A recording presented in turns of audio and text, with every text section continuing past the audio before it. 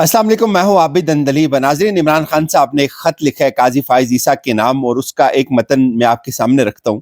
काजी साहब को आज खान साहब ने हिला कर रख दिया है। ख़त ये है जी, इमरान खान बनाम काजी फाइज ईसा। इज़्ज़त मआब चीफ जस्टिस ऑफ पाकिस्तान काजी फाइज ईसा, चूंकि आपने अब साहब लिखने के ऊपर पाबंदी लगा दी है। अस्सलाम वालेकुम। आज से 2 माह और 13 रोज कबल आपने अपने मनसब का हलफ लिया, लेकिन लगता है काजी साहब आप अपना हलफनामा भूल गए। हो सके तो एक बार जरूर पढ़ लिया करें। कैदी नंबर 804 जो पाकिस्तान के एक शहरी है, पाकिस्तान की सबसे बड़ी सियासी जमात का चेयरमैन है, आपको एक बार फिर मुबारकबाद पेश करता है और एक बार फिर आपसे आपके हलफ की याद दहानी का तकाजा करता है। काजी साहब, मुझे भी यहां अडयाला में तकरीबन 2 माह मुकम्मल हो गए।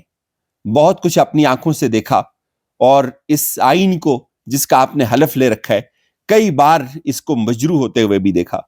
मोहतरमुल मकाम जनाब चीफ जस्टिस काजी साहब सैयदना उमर रजी अल्लाह ताला अन्हु का कौल है कि इंसान इंसाफ के मनसब के ऊपर जब बैठ जाता है तो उसके लिए यह जरूरी होता है कि वो खुद को दरमियान से निकाल दे, अपनी सारी अनाओं को दरमियान से निकाल दे, अपने सारे बुग़्ज़ दरमियान से निकाल कर महज इंसाफ की बात करे। काजी साहब, ये यादहानी इसलिए जरूरी है कि आज तक आपने अपने दिल में हमारी तरफ से आपके खिलाफ दायर होने वाले रेफरेंस का बुग़्ज़ पाल रखा है, जो आपके इस निज़ाम अदल में बार बार आपके आड़े आता है। लेकिन हम उम्मीद करते हैं कि आप इस मामले को हमारे केसेस के दरमियान हायल नहीं करेंगे। हमें यह भी उम्मीद है कि आप इस मनसब पर पहुंचकर खुद को किसी तनाव और रद्द अमल का शिकार नहीं होने देंगे।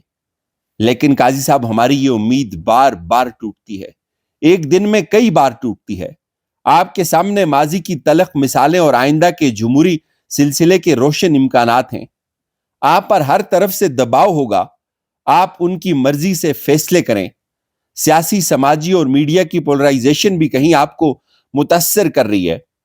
लेकिन चीफ साहब, तारीख के इस नाजुक मोड़ पर आप माजी के फैसले मुस्तकबिल की रोशनी में भी कर सकते हैं। आप सियासी इंतकाम की रविश के गवाह भी हैं और आप खुद इससे शिकार भी हुए, लेकिन हम ये नहीं चाहते कि आप उसका हमें शिकार करें। हमें एतराफ का ढंग सीखना होगा। तारीख गलतियों पर डट जाने वालों को माफ नहीं करती। आपके सामने अदलिया को नए अज़म से इंसाफ का बाएतमाद इदारा बनाने का तारीखी मौका मौजूद है। चीफ साहब, आपके पास हमारे 13,000 कैदियों की असीरी के मुकद्दमात हैं। आपके सामने मेरे कई 100 मुकद्दमात हैं जो मुझ पे सियासी रवश की वजह से, मेरे सियासी करियर की वजह से मुझ पे मुसल्लत किए गए हैं, जो हकीकत में इंसानी हकूक के केसेस हैं। आपके इर्द गिर्द आइन और सियासी हकूक की पामालियां हो रही हैं। आपके पेशरों का तर्ज अमल आपके लिए एक तजर्बा और रहनुमाई है, लेकिन काश आप इससे कुछ सीखें।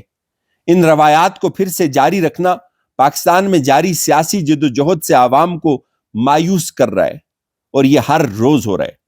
जमहूरियत और रियासत और सियासत की बका आजाद अदलिया है और आज वक्त है कि अदलिया वो मकाम पाले जब वो अपने गैर जानिबदार और मुल्क में इंसाफ की जल्द और गैर मुतनाज़ा फराहमी को मुमकिन बनाने वाला इदारा हो। काश आप जस्टिस बाबर सत्तार से ही कुछ सीख लेते। काश आप जस्टिस अतर मिनल्ला से कुछ सीख लेते।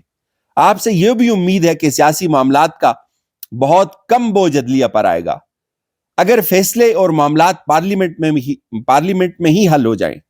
अगर हम ऐसा मुमकिन ना बना सके तो यह जमहूरियत के लिए शदीद खतरा होगा। हम अपने मुकदमात में मुअज़्ज़ज़ अदलिया का बहुत सा वक्त जाया कर देते हैं जो पाकिस्तान के शहरियों के दीगर मुकदमात के लिए होता है। यह मुअज़्ज़ज़ अदालत का वक्त बचाना और पार्लियामेंट को मुतहर्रिक करने का बाहिस होगा। हम अपने खिलाफ इंतकामी मुकदमा जात की फरियाद भी आपके हजूर पेश करते हैं। 13,000 बेगुनाह कैदी हर रोज आपके निजाम इंसाफ के दरवाजे के ऊपर दस्तक देते हैं और यह हर शहर, हर करिया और हर बस्ती की कहानी है। काजी साहब, آپ جمہوریت کے تسلسل کو ممکن بنانے کے لیے اپنا کردار ادا کریں۔ پاکستان کے سیاسی استحکام اور سیاسی سنجیدگی کا عمل اس کے بعد شروع ہوگا۔ قاضی صاحب، تاریخ کے اس نازک موڑ پر مہنگائی اور سیاسی انارکی ہماری سب سے بڑی دشمن ہے۔ آپ جمہوریت کی گاڑی کو پھر سے پارلیمنٹ تک پہنچا کر اس کی سمت درست کر سکتے ہیں، مگر جو ہم نے پچھلے 2.5 ماہ سے دیکھا، آپ کے دور اقتدار میں ہم مایوس ہوتے چلے گئے۔ قاضی صاحب، ہم آپ سے بھیک نہیں مانگ رہے، ہم آپ سے کوئی رحم کی اپیل نہیں کر رہے، ہم آپ سے انصاف کا تقاضا کر رہے ہیں، جو آپ کے حلف کا تقاضا ہے، جو آئینی ہے، سراسر پاکستان کی آئین کی اور پاکستان کی اس مقدس کتاب کی بنیاد ہے۔ وہ پاکستان کے ایک لیجنڈ اور ایک سیاسی پارٹی کا سربراہ آج آپ سے بار بار آپ کے عہدے کی پاسداری کے لیے آپ سے مخاطب ہوتا ہے۔ یہ قیدی اس ملک کی مختصر مدت کے لیے وزیر اعظم بھی رہ چکا ہے۔ قاضی صاحب، اس شخص پر 200 کے لگ بھگ مقدمات ہیں۔ اس کی پارٹی کے 13,000 کارکن جیلوں میں اور ہزاروں کارکنان کو سیاسی جبر کی وجہ سے سیاسی اور سماجی کاموں میں مشکل پیش آ رہی ہے۔ آپ کا بھلا ہو، آپ نے الیکشن کا ایک دن تو مقرر کر دیا۔ قاضی صاحب، جتنا الیکشن کروانا اہم ہے، اتنا ہی شفاف الیکشن کروانا بھی اہم ہے، مگر افسوس آپ نے آج تک اس کے لیے کچھ نہیں کیا۔ مجھے ادراک ہے کہ ان کا فیصلہ جلد یا بدیر ہماری عدالت نے کرنا ہے، لیکن میری گزارش ہے کہ کیا اس سیاسی اور ریاستی جبر میں ایک مقبول ترین سیاسی پارٹی اور اس کا لیڈر اور اس کے کارکن کیا اپنا سیاسی اور جمہوری حق بار بار آپ سے مانگتے رہیں گے؟